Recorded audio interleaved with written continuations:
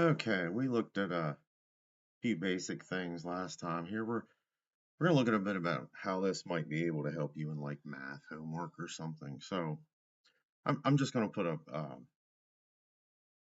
maybe a polynomial or an expression here with one or two variables. Let's say 3x minus 2y minus x plus 3y. And we want to be able to evaluate this in some way, shape, or form. Um, we can look at this and we can say, well, we can have Excel do some of this work for us. Let's say I want to say, well, we're going to have X be something and Y be something here. And after we put those values in, we're going to want to get an answer out. So what is our answer going to be? Well, we can look at this and we can say, well, from a basic mathematical perspective, we've got 3 times x minus 2 times y minus x, or 1 times x, plus 3 times y. So we can have Excel do this for us by kind of using the order of operations that we know in math.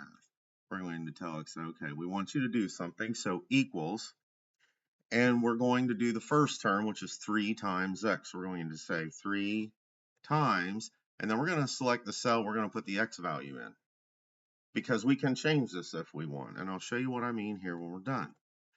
Now we're going to subtract from that 2 times the value of y, and we're going to put the y value here in cell C6. So we're going to select that. Then we're going to subtract 1 of the x's.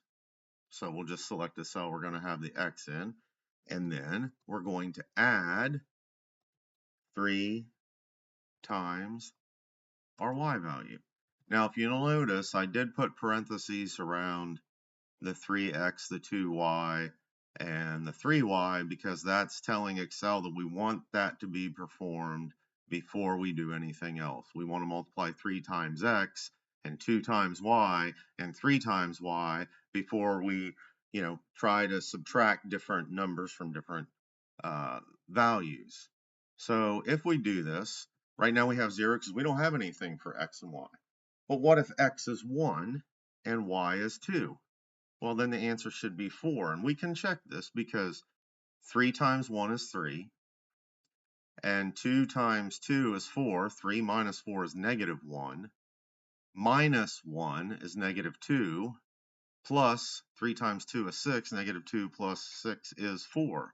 So we can look on here. We can say, hey, and this is a very basic example. We can put an expression here. We can determine how that expression is going to be formulated. And then what we can do are put values in to determine what we're going to have. So if I said, hey, what if instead of x being 1, what if x is 3 and y is 3? Well, then the answer, what we would get here would be 9.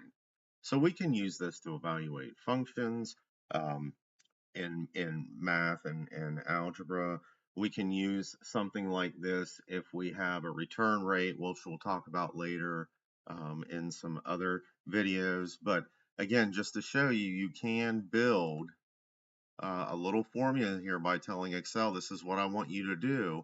I want you to take 3 and multiply by whatever value I have in C5. Then I want you to subtract from that 2 times whatever I have in values in cell C6, and then subtract whatever is in C5, and then add 3 times whatever is in C6. So, you can use Excel to do a lot more for you than just calculating. So the next time we're going to start looking at some functions and exactly what they do. Thank you very much and have a good day. Bye.